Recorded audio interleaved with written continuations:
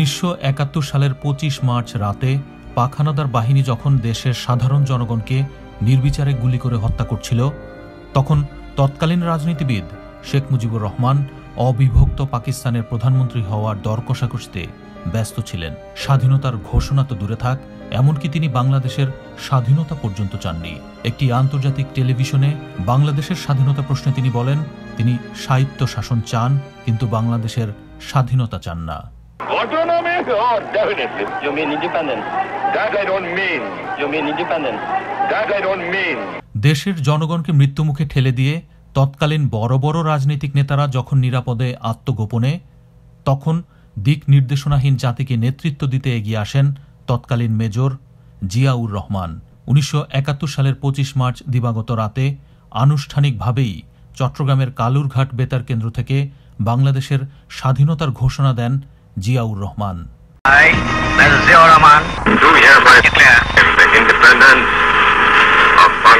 জিয়াউর রহমানের স্বাধীনতার ঘোষণার কারণেই 26 মার্চ আমরা বাংলাদেশের স্বাধীনতা দিবস পালন করি।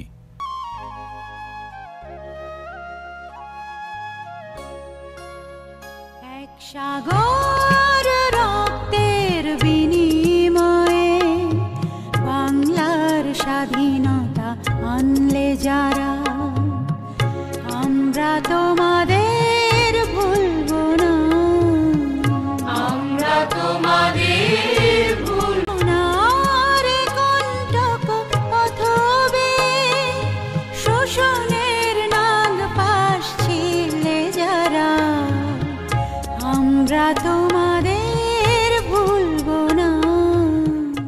শুধু স্বাধীনতার ঘোষণা দিয়েই তিনি ক্ষান্ত থাকেননি, জেট ফোর্স গঠন করে ঝাঁপিয়ে পড়েন যুদ্ধে। তিনি একমাত্র সেক্টর কমান্ডার যিনি ক্যাম্পে নয়, সরাসরি যুদ্ধের ময়দানে থেকে নিজে যুদ্ধ করেছেন এবং যুদ্ধ পরিচালনা করেছেন। 1971 সালে আওয়ামী লীগের সাধারণ সম্পাদক ও পরবর্তীতে বাংলাদেশের অস্থায়ী সরকারের প্রধানমন্ত্রী তাজউদ্দিন আহমদ 1971 সালের 11 এপ্রিল স্বাধীন বাংলা বেতার কেন্দ্রে জাতির উদ্দেশ্যে বক্তব্য দেন। সেখানে তিনি উল্লেখ করেন, জিয়াউর রহমানের ঘোষণায় প্রমাণিত হয় মুক্তিযুদ্ধ শুরুর সময়টিতে বাংলাদেশ নেতৃত্বশূন্য ছিল না। তার ভাষায়, মেজর জিয়াউর রহমান প্রথম বাংলাদেশের স্বাধীনতার ঘোষণা করেন এবং সেখান থেকে মুক্ত এলাকা শাসিত হচ্ছে। 26 মার্চ থেকে 10 এপ্রিল পর্যন্ত জিয়াউর রহমান ব্যতীত আর কেউ স্বাধীনতা যুদ্ধরত বাংলাদেশের কোনো শাসক, প্রশাসক, সরকার বা রাষ্ট্রপ্রধান দাবিদার ছিলেন না। তাজউদ্দিন আহমেদের কথায় প্রমাণিত হয় মুজিবনগর সরকার গঠিত হয়েছিল 1971 সালের 10 এপ্রিল, আর মুজিবনগর সরকারের মন্ত্রিপরিষদ শপথ গ্রহণ করে 1971 সালের 17 এপ্রিল। অর্থাৎ 1971 সালের 26 মার্চ থেকে 1971 সালের 17 এপ্রিল এই 22 দিন বাংলাদেশের প্রেসিডেন্ট ছিলেন স্বাধীনতার ঘোষক জিয়াউর রহমান। মুক্তিযুদ্ধকালীন সময়ে দিক নির্দেশনাহীন জাতিকে নেতৃত্ব দিয়েছিলেন জিয়াউর রহমান। মুক্তিযুদ্ধে জিয়াউর রহমানের এই অসামান্য অবদানের কারণে তাকে বীর উত্তম উপাধিতে ভূষিত করা হয়। দেশ স্বাধীন হওয়ার পর জিয়াউর রহমান ব্যারাকে ফিরে যান, মনোযোগ দেন দেশ গঠনের কাজে। স্বাধীনতার পর জিয়াউর রহমানকে কুমিল্লায় সেনাবাহিনীর ব্রিগেড কমান্ডার নিয়োগ করা হয় এবং 1972 সালের জুন মাসে তিনি বাংলাদেশের সেনাবাহিনীর ডেপুটি চিফ অফ স্টাফ নিযুক্ত হন। 1973 সালের মাঝামাঝি তিনি ব্রিগেডিয়ার পদে এবং বছরের শেষের দিকে মেজর জেনারেল পদে পদোন্নতি লাভ করেন। 9 মাস রক্তক্ষয়ী যুদ্ধের পর লাখো শহীদের প্রাণের বিনিময়ে যে স্বপ্ন নিয়ে দেশের মানুষ পাকিস্তানের পরাধীনতার শৃঙ্খল ভেঙে দেশকে স্বাধীন করেছিল, দেশ স্বাধীনের পর সে স্বপ্ন দুঃস্বপ্নে পরিণত হতে সময় লাগেনি। একদিকে আজীবন ক্ষমতা কুক্ষিগত রাখার ষড়যন্ত্র ও অপরদিকে আকণ্ঠ দুর্নীতিতে নিমজ্জিত হয়ে পড়ে তৎকালীন শেখ মুজিবুর রহমানের সরকার। বিরোধী দল মত ও তার সরকারের দুর্নীতি এবং লুটপাটের বিরুদ্ধে প্রতিবাদকারীদের দমন করতে রক্ষী বাহিনী গঠন করে চালানো হয় বিনা বিচারে হত্যাযজ্ঞ। জুলুম নির্যাতনের মাত্রা চরমে পৌঁছে চোরের দল, চাটার দল বলে আওয়ামী লীগকে বিলুপ্ত করেন শেখ মুজিবুর রহমান। একই সাথে দেশের সব রাজনৈতিক দল নিষিদ্ধ ও 4টি দৈনিক পত্রিকা বাদে বাকি সব পত্রিকা নিষিদ্ধ করে দিয়ে আজীবন ক্ষমতায় থাকতে বাকশাল গঠন করেন Sheikh Mujibur Rahman. Sheikh Mujibur Rahman could not deal with the political movement in a democratic way. He felt jittery about the whole situation. He was virtually controlling the public, but he could not face the criticism, accept the opposition. দুর্নীতি আর লুটপাটের ভাগ বাটোয়ারার দ্বন্দ্বে আওয়ামী লীগের এক অংশের হাতে ১৯৭৫ সালের ১৫ August সপরিবারে নিহত হন Sheikh Mujibur Rahman. According to my reading, though cruel it will sound, Mujib's political death was on that day on which he formed this one-party Baksha. Some of the party member. So those people, especially Khandokar Mustaq and his group, they betrayed my father. Sheikh Mujibur রহমানকে ১৫ই August সপরিবারে হত্যার পর ওই দিনই রাষ্ট্রপতি হিসেবে ক্ষমতা দখল করেন আওয়ামী লীগ নেতা খন্দকার মোশতাক আহমেদ। তিনি ছিলেন শেখ মুজিবের মন্ত্রিসভার বাণিজ্য মন্ত্রী ও শেখ মুজিবুর রহমানের রাজনৈতিক সঙ্গী। ১৯৭৫ সালের ২০ আগস্ট খন্দকার মোশতাক সামরিক আইন জারি করেন এবং নিজেই প্রধান সামরিক আইন প্রশাসকের দায়িত্ব নেন। হত্যাকাণ্ডের সঙ্গে জড়িত ব্যক্তিদের বিরুদ্ধে আইনি পদক্ষেপ বা বিচার যাতে না করা যায় সেই দায়মুক্তি দিয়ে ১৯৭৫ সালের ২৬শে সেপ্টেম্বর ইনডিমিনিটি অধ্যাদেশ জারি করেন তৎকালীন রাষ্ট্রপতি ও শেখ মুজিবুর রহমানের রাজনৈতিক সঙ্গী খন্দকার মোশতাক আহমদ। ক্ষমতা গ্রহণের সময় প্রধানমন্ত্রীর পদ বিলুপ্ত করেন খন্দকার মোশতাক আহমদ। ফলে তার সেই সরকারের ১২ জন মন্ত্রী এবং ১১ জন প্রতিমন্ত্রী থাকলেও কোনো প্রধানমন্ত্রী পদ ছিল না। এই মন্ত্রিসভায় যোগ দেয়া বেশিরভাগই ছিলেন শেখ মুজিবুর রহমানের মন্ত্রিসভার সদস্য। নিজে রাষ্ট্রপতি পদ গ্রহণের পরেই উপরাষ্ট্রপতি করেন শেখ মুজিব সরকারের ভূমিমন্ত্রী মোহাম্মদ উল্লাহকে। রাষ্ট্রপতি হিসাবে তিনি ক্ষমতায় ছিলেন মাত্র ৮৩ দিন। ১৯৭৫ সালের ৩রা নভেম্বর খালেদ মোশাররফের নেতৃত্বে একটি সেনা অভ্যুত্থানে তাকে ক্ষমতাচ্যুত করা হয়।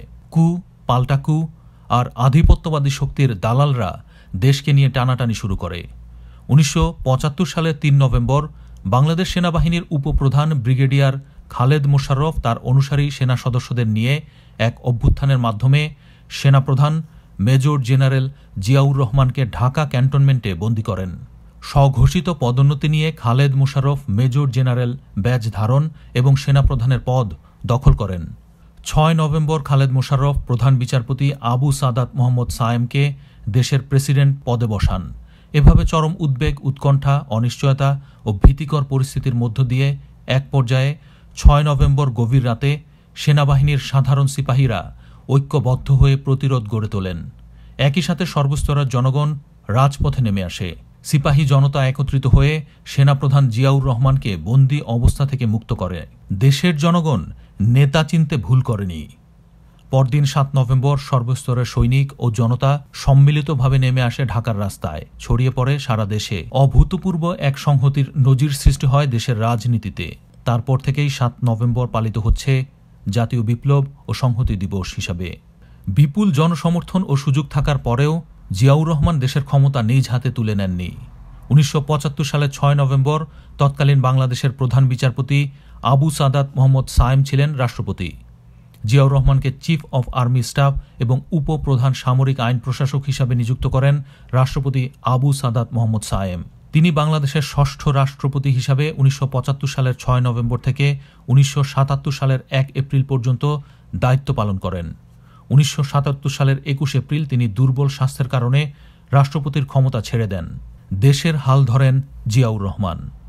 উন্নয়ন এবং অর্থনৈতিক প্রবৃদ্ধির উপর জোর দিয়ে ১৯৭৭ সালের ২২ মে আধুনিক বাংলাদেশ গড়ার প্রত্যয়ে জিয়াউর রহমান ১৯ দফা কর্মসূচি ঘোষণা করেন। তার প্রতি জনগণের আস্থা আছে কিনা তা যাচাইয়ের জন্য হ্যাঁ না ভোট নেওয়া হয়। তিনি স্বাধীন নিরপেক্ষ নির্বাচন কমিশন গঠন করেন। এই প্রথম স্বাধীন বাংলাদেশে মুক্তভাবে জনগণকে ভোট দেওয়ার সুযোগ করে দেন জিয়াউর রহমান। দেশের ৮৮.৫০% ভোটার ভোট দিয়েছে এবং তাদের মধ্যে নিরঙ্কুশ সংখ্যাগরিষ্ঠ জনগণ জিয়াউর রহমানের পক্ষে হ্যাঁ ভোট দিয়েছে। তারপরও জিয়াউর রহমান ক্ষমতা নেননি। ১৯৭৮ সালের ফেব্রুয়ারি মাসে জাতীয়তাবাদী গণতান্ত্রিক দল বা জাগদল নামে নতুন একটি রাজনৈতিক দল তৈরির ঘোষণা দেন জিয়াউর রহমান। ১৯৭৮ সালের ১ মে জিয়াউর রহমানকে চেয়ারম্যান করে আনুষ্ঠানিকভাবে জাতীয়তাবাদী ফ্রন্ট ঘোষণা করা হয়। এর আগে ১৯৭৮ সালের ২৮ এপ্রিল রাষ্ট্রপতি নির্বাচনের শিডিউল ঘোষণা করা হয়। জুন মাসে অনুষ্ঠিত সে নির্বাচনে জিয়াউর রহমান ৭৬.৩৩% ভোট পেয়ে রাষ্ট্রপতি নির্বাচিত হন। ১৯৭৮ সালের ২৮ আগস্ট জাগদল বিলুপ্তির ঘোষণা করেন এবং 1 সেপ্টেম্বর ঢাকার রমনা রেস্তোরাঁ প্রাঙ্গণে আয়োজিত সংবাদ সম্মেলনে জিয়াউর রহমান বিএনপির প্রধান হিসাবে দলের নাম, গঠনতন্ত্র ও কর্মসূচি দিয়ে আনুষ্ঠানিক দল ঘোষণা করেন। শুরু হয় বাংলাদেশের সবচেয়ে জনপ্রিয় দল বিএনপির অগ্রযাত্রা। দেশের উন্নয়নে আকণ্ঠ নিমজ্জিত হন জিয়াউর রহমান ও তার হাতে গড়া দল বিএনপি। যে রাজনীতি দেশের অর্থনীতির উন্নতি সাধন করতে পারে না, সে রাজনীতিতে কোনো লাভ নেই এবং সে রাজনীতি লুকিয়ে আছে জনগণের মধ্যে। তাদের মধ্যে যেতে হবে, তাদেরকে সংগঠন করতে হবে এবং সর্বপ্রকারের উন্নয়নমূলক কাজে হাত দিতে হবে। 9 কোটি মানুষকে সংগঠন করতে হবে। সেই সংগঠন আমরা করছি স্বনির্ভর গ্রাম সরকারের মাধ্যমে। এটা হলো 1 নম্বর। ইন্নাল্লাহ লা ইউগাইরু মা বিকওমি হাত্তা ইউগাইরু ওয়া মা বিআনফুসিহিম। এর অর্থ হলো যে জাতি তাদের ভাগ্য উন্নয়নের জন্য নিজেরা নিজ হাতে চেষ্টা করে না, আল্লাহ তাআলা তাদেরকে সাহায্য করেন না। 1 নম্বর, খাদ্য উৎপাদন দ্বিগুণ করতে হবে। কেবলমাত্র দ্বিগুণ করতে হবে, 3 গুণ করা যায় কিন্তু কেবলমাত্র দ্বিগুণ করতে হবে এখন। 2 নম্বর, সমস্ত রাস্তার 2 ধারে ফলের গাছ লাগাতে হবে এবং রাস্তার 2 পাশে ঢালুতে শাক সবজি চাষাবাদ করতে হবে। সমস্ত পুকুরে মাছের চাষ করতে হবে। প্রত্যেক ঘরে ঘরে হাঁস মুরগির খামার করতে হবে। এই গ্রামের প্রত্যেকটি লোক, মেয়ে লোক কাজে ব্যস্ত থাকবে। মেয়েরা ঘরে কুটির শিল্প করবে। সর্বতোভাবে ভঙ্গুর বাংলাদেশকে নিজ হাতে গড়ে তোলেন জিয়াউর রহমান। দেশের অর্থনৈতিক প্রবৃদ্ধির জন্য গার্মেন্টস পৃথক শিল্পাঞ্চল গঠন করে জিয়াউর রহমান দেশে শিল্প বিপ্লব ঘটান। দেশের কৃষি, শিক্ষা, স্বাস্থ্য ও চিকিৎসা ব্যবস্থার অভূতপূর্ব উন্নয়ন জিয়াউর রহমানের সময়ই সূচিত হয়। রাষ্ট্রীয় প্রতিষ্ঠানগুলোকে জনগণের স্বার্থে কাজ করার জন্য নিয়োজিত করা হয়। তাই আধুনিক বাংলাদেশের স্থপতি জিয়াউর রহমান। বিএনপির অন্যান্য অঙ্গ ও সহযোগী সংগঠনের মতো যুবকদের দেশ গঠনের কাজে নিয়োজিত করার জন্য 1978 সালের 27 অক্টোবর আবুল কাশেমকে আহ্বায়ক করে যুবদলের কমিটি গঠন করা হয়। এরপর আবুল কাশেমকে সভাপতি ও সাইফুর রহমানকে সাধারণ সম্পাদক করে যুবদলের পূর্ণাঙ্গ কমিটি গঠন করা হয়। সংগঠনটির গঠনতন্ত্রে লক্ষ্য ও উদ্দেশ্য নির্ধারণ করা হয়েছিল উৎপাদনমুখী রাজনীতি, মুক্তবাজার অর্থনীতি ও গণতন্ত্রের মাধ্যমে সামাজিক ন্যায় বিচার ভিত্তিক সমাজ ব্যবস্থা, মানব কল্যাণমুখী অর্থনৈতিক উন্নয়ন এবং জাতীয় সমৃদ্ধি অর্জনে প্রত্যেক স্তরে সৎ, মেধাবী ও নিঃস্বার্থ যুবকদের সমন্বয়ে আদর্শবান নেতৃত্ব গড়ে তোলা। বাকশাল কায়েম করে আওয়ামী লীগকে বিলুপ্ত করে দিয়েছিল শেখ মুজিবুর রহমান। শহীদ জিয়াউর রহমান বহুদলীয় গণতন্ত্র চালু করে আওয়ামী লীগকে পুনরায় রাজনীতি করার সুযোগ করে দিয়েছিলেন। জিয়াউর রহমানই আওয়ামী লীগ কর্তৃক নির্বাসিত শেখ হাসিনাকে 1981 সালের 17 মে দেশে নিয়ে এসে রাজনীতি করার সুযোগ করে দিয়েছিলেন। দেশের সার্বভৌমত্ব সমন্বিত গণতন্ত্র ও অর্থনৈতিক ও সামাজিক উন্নয়ন আধিপত্যবাদী শক্তির তাবেদারদের সহ্য হয়নি। দেশের উন্নয়ন ও সমৃদ্ধিকে বাধাগ্রস্ত করতে দেশি বিদেশি কুচক্রী মহলের ষড়যন্ত্রে 1981 সালের 30 মে চট্টগ্রামের সার্কিট হাউসে জিয়াউর রহমানকে নৃশংসভাবে হত্যা করা হয়। শেখ হাসিনাকে দেশে আনার মাত্র 13 দিনের মধ্যেই জিয়াউর রহমানকে হত্যা করা হয়। লাখো মানুষের শ্রদ্ধায় চিরনিদ্রায় শায়িত করা হয় বাংলাদেশের স্বাধীনতার ঘোষক, প্রথম রাষ্ট্রপতি, বীর উত্তম, জনগণের প্রাণাধিক প্রিয় নেতা শহীদ রাষ্ট্রপতি জিয়াউর রহমানকে। পৃথিবীর ইতিহাসের সবচাইতে বড় জানাজায় আসে মৃত্যুঞ্জয় জিয়ার পার্থিব মরদেহ। লক্ষ লক্ষ মানুষের বুক ফাটা হাজারিতে মথিত হয় আকাশ বাতাস। বুক ফেটে যায় তবু বিদায়, হে অমর, হে শহীদান।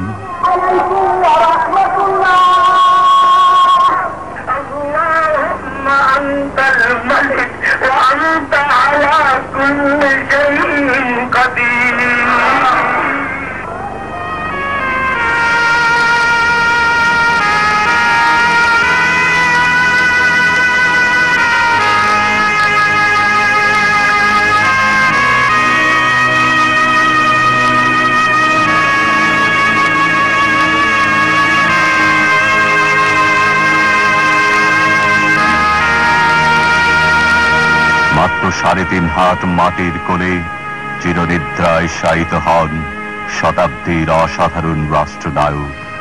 সামরিক বেসামরিক সমস্ত জনতার অশ্রু ভেজা সালাম, অশ্রু সিক্ত পুষ্পস্তবক, তোপধ্বনির অব্যক্ত ক্রন্দনে জাতি শ্রদ্ধা জানালো জাতীয় বীর শহীদ জিয়াকে।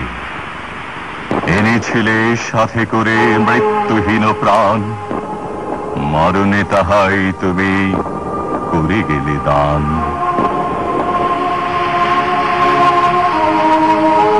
জিয়াউর রহমানকে হত্যা করে ক্ষমতা দখলের ফন্দি ফিকির করতে থাকে স্বৈরাচারী এরশাদ ও তার দোসরেরা। দেশ হারায় গণতন্ত্র, জনগণ হারায় তাদের ন্যায্য অধিকার। তখন খালেদা জিয়া ছিলেন নিতান্তই একজন গৃহবধূ। 2 শিশু সন্তানকে নিয়ে তখন ঢাকা সেনানিবাসে অবস্থান করছিলেন। দেশের মতো রাজনৈতিক দল হিসেবে বিএনপিও তখন বিপর্যস্ত ও দিশেহারা। জিয়াউর রহমান পরবর্তী দলের হাল কে ধরবেন সেটি নিয়ে নানা আলোচনা চলতে থাকে। প্রেসিডেন্ট পদপ্রার্থী হবার জন্য খালেদা জিয়াই সে সময় সবচেয়ে শক্তিশালী ব্যক্তি হতে পারতেন। তৎকালীন সেনাপ্রধান স্বৈরাচার এরশাদ চেয়েছিলেন মিস্টার সাত্তার প্রেসিডেন্ট হোক। জিয়াউর রহমান যখন রাষ্ট্র ক্ষমতায় ছিলেন তখন খালেদা জিয়াকে প্রকাশ্যে খুব একটা দেখা যেত না। খালেদা জিয়া যখন রাজনীতিতে আসেন সেটা অনেককে চমকে দিয়েছিল। জিয়াউর রহমান ক্ষমতাসীন হলেও গৃহবধূ রূপে তার 2 ছেলে তারেক রহমান পিনো এবং আরাফাত রহমান কোকোকে নিয়ে সাংসারিক কাজে ব্যস্ত ছিলেন বেগম খালেদা জিয়া। জিয়াউর রহমানের হত্যাকাণ্ড তার মনে গভীর দাগ কেটেছিল এবং তিনি মানসিকভাবে সে ধকল কাটিয়ে উঠতে পারছিলেন না। এ সময় দলের নেতাকর্মী, সমর্থক ও দেশের মানুষ রাজনীতিতে আসার জন্য দিনের পর দিন খালেদা জিয়াকে বোঝানোর চেষ্টা করেন। তিনি দলের হাল না ধরলে দলটি টিকবে না বলেও অনেকে বলেন। অন্যদিকে খালেদা জিয়ার রাজনীতিতে আসার বিষয়ে তৎকালীন সেনাপ্রধান এরশাদের মনে ভয় ছিল। কারণ স্বৈরাচার এরশাদ যেহেতু ক্ষমতা দখলের দীর্ঘ পরিকল্পনা নিয়ে এগিয়ে যাচ্ছিলেন, তখন ভাবছিলেন খালেদা জিয়া রাজনীতিতে আসলে পরিস্থিতি সামলানো তার জন্য কঠিন হয়ে যাবে। দেশ ও দেশের জনগণের কথা চিন্তা করে 1982 সালের 3 জানুয়ারি একজন রাজনৈতিক কর্মী হিসাবে খালেদা জিয়া আত্মপ্রকাশ করেন। সেদিন তিনি বিএনপির প্রাথমিক সদস্যপদ লাভ করেন। একই বছর 7 নভেম্বর জিয়াউর রহমানের সমাধিস্থলে শ্রদ্ধা নিবেদন করতে গিয়ে বেগম খালেদা জিয়া প্রথম বক্তব্য রাখেন। 1982 সালের 21 জানুয়ারি বিএনপির চেয়ারম্যান নির্বাচনের তারিখ ঘোষণা করা হয়। বিএনপির চেয়ারম্যান হবার জন্য একসাথে প্রার্থী হয়েছিলেন খালেদা জিয়া এবং রাষ্ট্রপতি আব্দুস সাত্তার। বিচারপতি সাত্তার বেগম খালেদা জিয়াকে দলের সহসভাপতির পদ এবং দেশের ভাইস প্রেসিডেন্ট হিসেবে দায়িত্ব গ্রহণের অনুরোধ জানান, কিন্তু বেগম জিয়া তা গ্রহণ করেননি। 1982 সালের 24 মার্চ তৎকালীন সেনাপ্রধান এরশাদ সামরিক অভ্যুত্থানের মাধ্যমে রাষ্ট্রপতি আব্দুস সাত্তারকে সরিয়ে ক্ষমতা দখল করে। 1983 সালের মার্চ মাসে বেগম খালেদা জিয়া দলের সিনিয়র ভাইস চেয়ারম্যান হন এবং এপ্রিল মাসের প্রথমে বিএনপির এক বর্ধিত সভায় ভাষণ দেন। সিনিয়র ভাইস চেয়ারম্যান হিসেবে দায়িত্ব পালনের কয়েক মাস পরেই খালেদা জিয়া দলের ভারপ্রাপ্ত চেয়ারম্যান হন। এ সময় স্বৈরাচার এরশাদ বিরোধী আন্দোলনে সক্রিয় হয়ে ওঠেন তিনি। এরপর 1984 সালের 10 মে খালেদা জিয়া বিএনপির চেয়ারম্যান নির্বাচিত হন। বেগম খালেদা জিয়া যদি তখন বিএনপির হাল না ধরতেন তাহলে বিএনপি নিঃসন্দেহে গভীর সংকটে পতিত হতো। শুধু বিএনপি নয়, দেশ ও দেশের জনগণও গভীর সংকটে পতিত হতো। বেগম খালেদা জিয়ার নেতৃত্বে স্বৈরাচার এরশাদ বিরোধী আন্দোলন যখন ধীরে ধীরে জোরালো হচ্ছিল, তখন বিএনপির বাইরে অন্য রাজনৈতিক দলগুলো খালেদা জিয়াকে তাদের দলের নেতৃত্ব গ্রহণের অনুরোধ জানায়। এরশাদ বিরোধী আন্দোলনের সময় তাকে কয়েকবার আটক করা হলেও আন্দোলন থেকে সরে যাননি বিএনপি চেয়ারপারসন।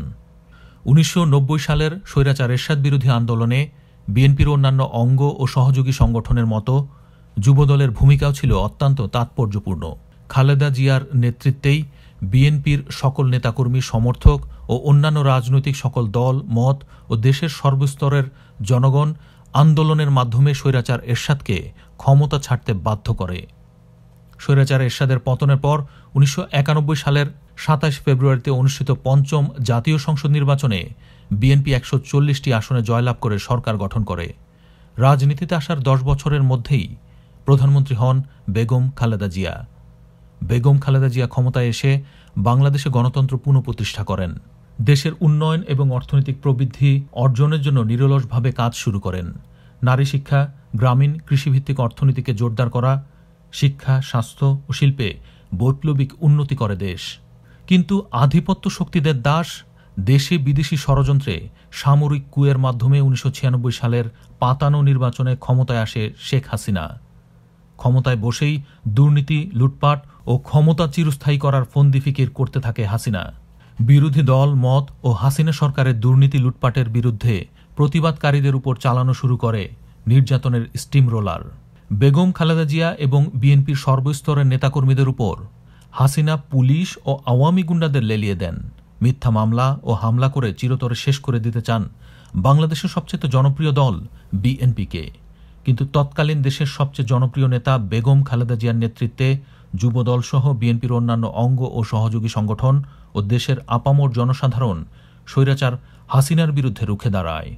অবশেষে জয় হয় অন্যায় ও স্বৈরাচারের বিরুদ্ধে আপোষহীন নেত্রী বেগম খালেদা জিয়ার, জয় হয় দেশের সাধারণ জনগণের। ২০০১ সালের ১ অক্টোবর অষ্টম জাতীয় সংসদ নির্বাচনে ১৯৩টি আসনে জয়লাভ করে বিপুল সংখ্যাগরিষ্ঠতা নিয়ে ক্ষমতায় আসে বিএনপি। দেশে গণতন্ত্র পুনঃপ্রতিষ্ঠা করতে সমর্থ হন দেশনেত্রী mother of democracy Begum Khaleda Zia. Begum Khaleda Zia সরকার যখন দেশের উন্নয়ন, অগ্রগতি তথা দেশের কাজ নিয়ে ব্যস্ত, তখন দেশ বিরোধী মহল ব্যস্ত কি করে অবৈধ পথে ক্ষমতা দখল করা যায়। কারণ হাসিনা জানে দেশের মানুষ তাকে ভোট দেয় না। দেশে যতবারই মানুষ স্বাধীনভাবে ভোট দেওয়ার সুযোগ পেয়েছে, নিরপেক্ষ নির্বাচন হয়েছে, ততবারই তারা বিএনপিকে বেছে নিয়েছে। অপরদিকে হাসিনা ও আওয়ামী লীগকে ঘৃণা ভরে প্রত্যাখ্যান করেছে। শেখ হাসিনা কোনো সুষ্ঠু নির্বাচনেই একটিবারের জন্য তার ৫টি নির্বাচনী আসনের সবগুলোতে জয়লাভ করতে পারেনি। অন্যদিকে বেগম খালেদা জিয়া দেশের মানুষের শ্রদ্ধা ও ভালোবাসায় সিক্ত। প্রতিটি সুষ্ঠু নির্বাচনেই তার ৫টি নির্বাচনী আসনের সবগুলোতে জয়লাভ করেছেন। হালুয়া রুটি ও ক্ষমতার লোভে অন্ধ হাসিনা দেশি বিদেশি দেশবিরোধী চক্রের সহযোগিতায় দেশকে অস্থিতিশীল করে তুলতে শুরু করে।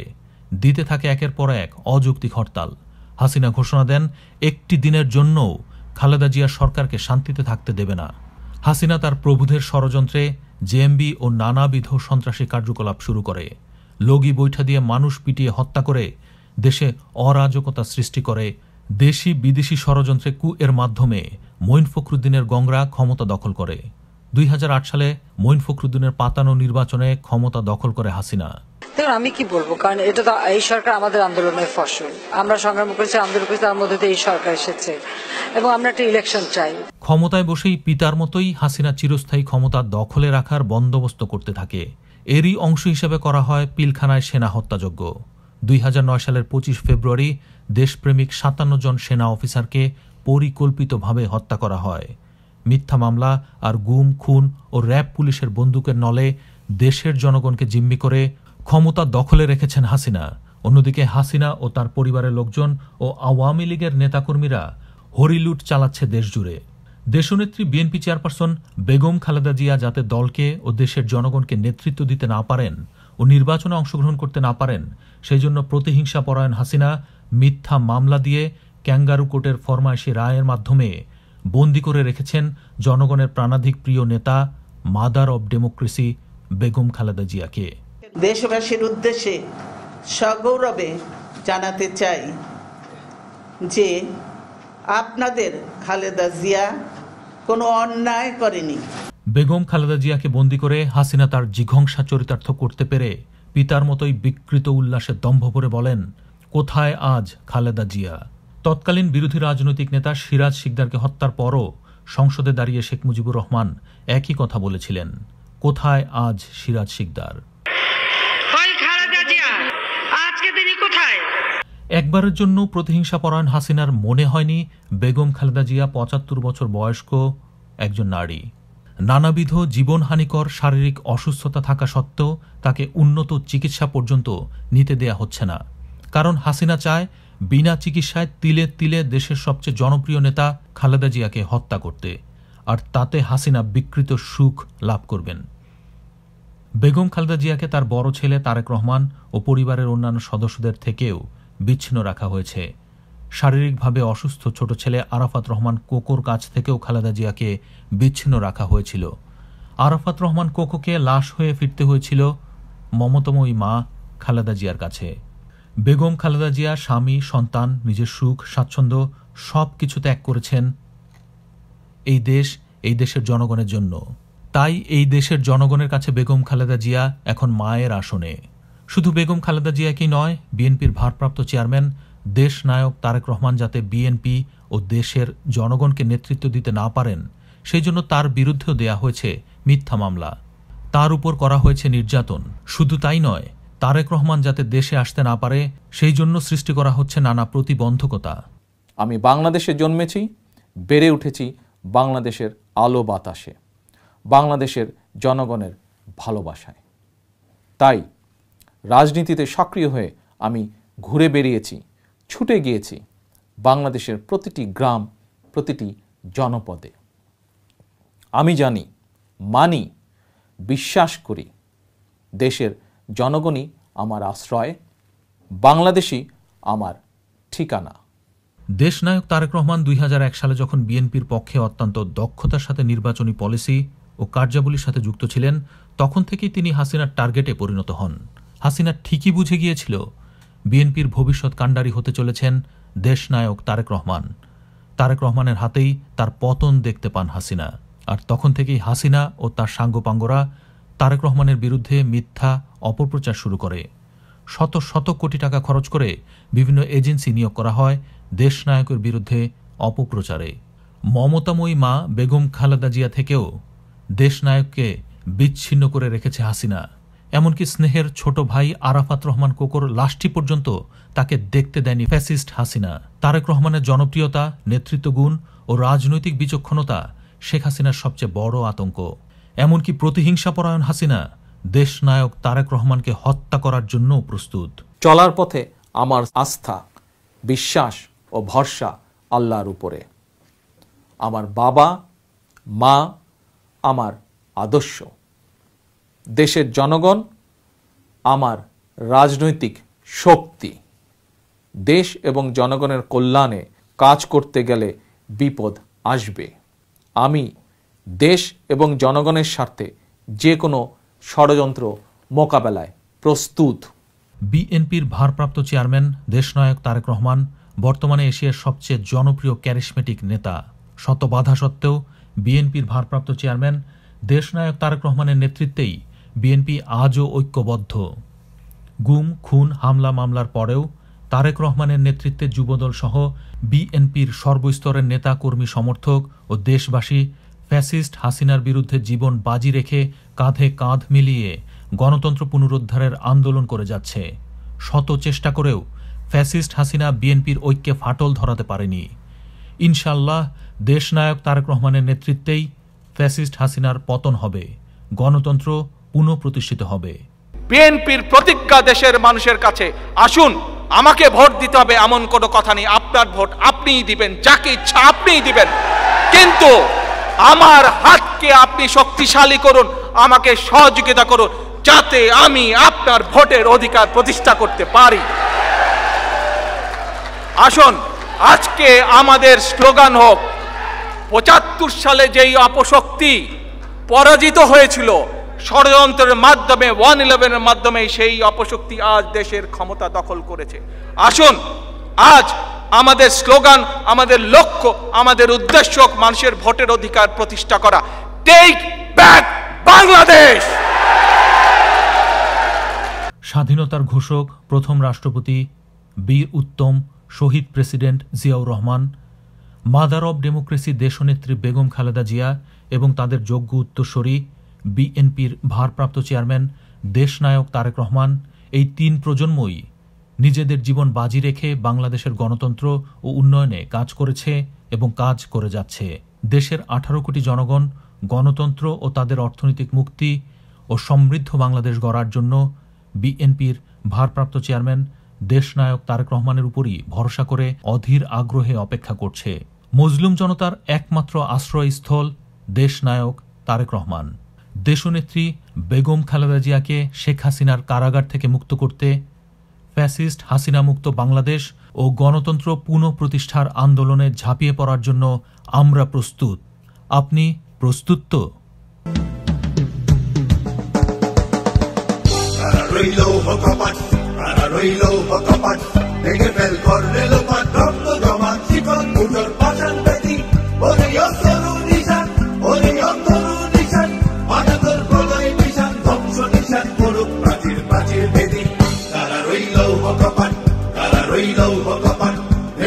কররে লোপার রক্ত জমা শিকল দুজন পাশান বেদি ওরে ও তরু নিশান ওরে ও তরু নিশান ভারতের প্রলয় নিশান ধ্বংস নিশান করুক প্রাচীর প্রাচীর বেদি কারা রইল কপাট